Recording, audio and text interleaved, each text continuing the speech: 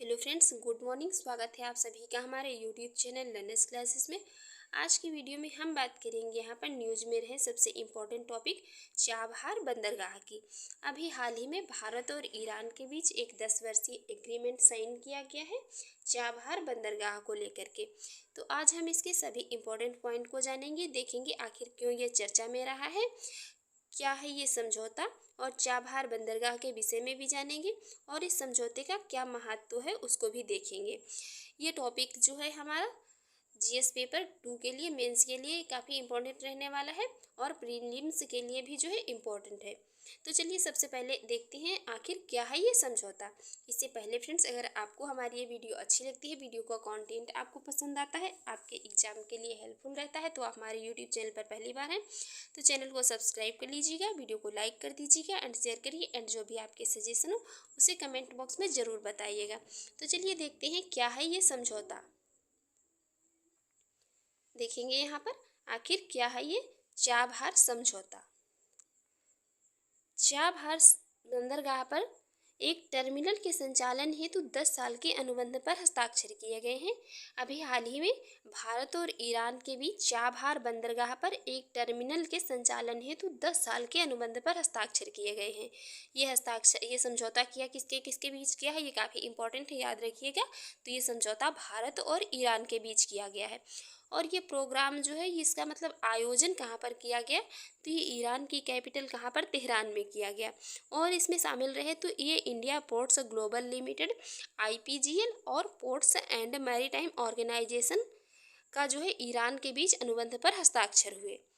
इसमें जो ये एग्रीमेंट साइन किया गया चाबहार बंदरगाह को लेकर के, तो ये इंडिया पोर्ट्स ग्लोबल लिमिटेड और Ports and Maritime Organisation Iran के बीच में ये जो है साइन किया गया।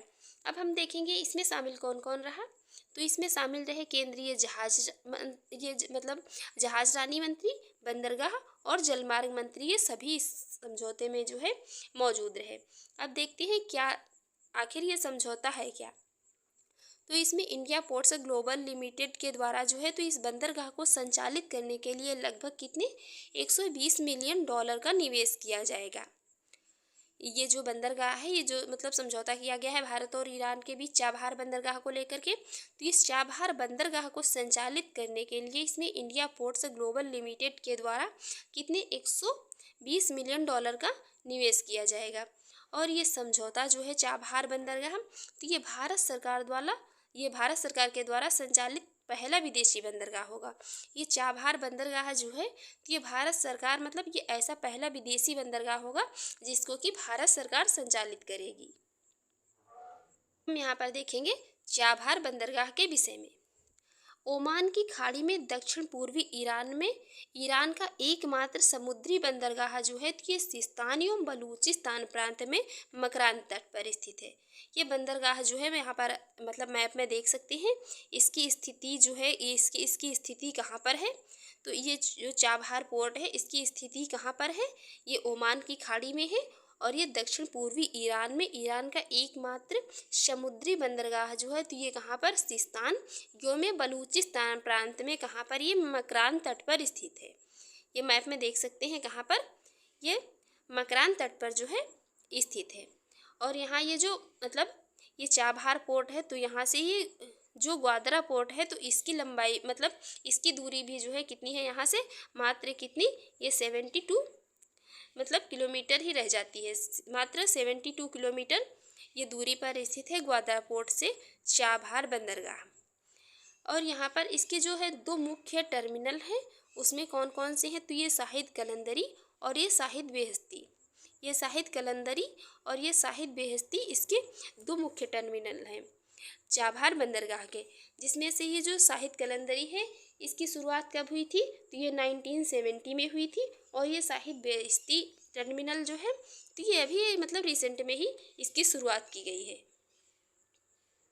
समझौते का महत्व क्या है, ये समझौता कितना मतलब महत्वपूर्ण रहा है। तो अफगानिस्तान और मध्य एशिया तक भारत की पहुंच मुख्य रूप से पाकिस्तान पर निर्भर थी।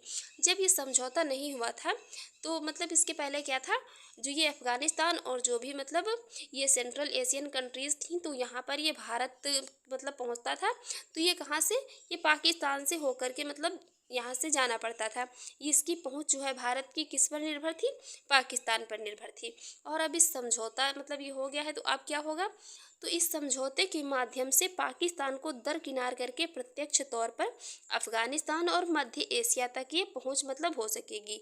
अब यहाँ पर क्या होगा, ये मतलब पाकिस्तान ना से ना जा कर के डायरेक्ट जो है इसके माध्यम से, ये चाबहार पोर्ट के माध्यम से जो है, तो यहाँ पर जो भी मतलब सेंट्रल एशियन कंट्रीज़ हैं और अफ़गानिस्तान जो है, तो उसमें यहाँ पर ये भारत मतलब डायरेक्ट पहुँच सकेगा। और यहाँ पर अब बात कर लेंगे आखिर इसके कुछ इकोनॉमिकली लाभ भी हैं या नहीं। तो भारत को मध्य एशिया के जो है संसाधन संपन्न तथा आर्थिक उन्मुख क्षेत्र के लिए प्रवेश का द्वार मिल गया है। मतलब ये भारत को जो है, तो जो भी सेंट्रल एशियन कंट्रीज हैं उनके जो भी मतलब संसाधन संपन्न क्षेत्र और जो भी मतलब इकोनॉमिकली मतलब क्षेत्र हैं, तो उनके लिए क्या है, ये कि ये प्रवेश द्वार मिल गया है। और यहाँ पर बात करेंगे अब, ये मतलब इसके जरिए जो है क्या इन कंट्रीज़ को जो है कुछ मतलब मानवीय सहायता भी यदि भारत जो करना चाहे तो कर सकता है। अफगानिस्तान में मानवीय सहायता एवं पुनर्निर्माण के प्रयास में जो है मदद भी मिलेगी इस समझौते के माध्यम से और इस पोर्ट के माध्यम से, क्योंकि कोविड-19 के समय जो भी मतलब अफगानिस्तान को वैक्सीन भारत के द्वारा जो पहुंचाई गई थी, तो वो इसी पोर्ट के माध्यम से, चाबहार पोर्ट के माध्यम से ही पहुंचाई गई थी। अब हम बात करेंगे यहाँ पर इसके सामरिक प्रभाव की। हिंद महासागर क्षेत्र में जो है, तो ये भारत के रणनीतिक प्रभाव में बढ़ोतरी और भारत की भू राजनीतिक स्थिति को क्या है, ये मजबूत करेगा। हिंद महासागर का जो क्षेत्र है, इसमें ये भारत के रणनीतिक प्रभावों को मतलब मजबूत करेगा और भारत की जो भी भू राजनीतिक स्थिति है उसको भी ये मजबूत करेगा, जो ये चाबहार बंदरगाह समझौता हुआ है। प्रीलिम्स से जुड़ा क्वेश्चन भी देखेंगे, तो इसका आंसर आप लोगों को कमेंट बॉक्स में बताना है। चाबहार बंदरगाह किस जल निकाय के साथ अपनी सीमा साझा करता है? आपके ऑप्शन है यहाँ पर पाक की खाड़ी, ओमान की खाड़ी से, फारस की खाड़ी से या अकावा की खाड़ी से। इसका आंसर आप लोगों को कमेंट बॉक्स में बताना है। चाबहार बंदरगाह किस जल निकाय के साथ अपनी सीमा साझा करता है?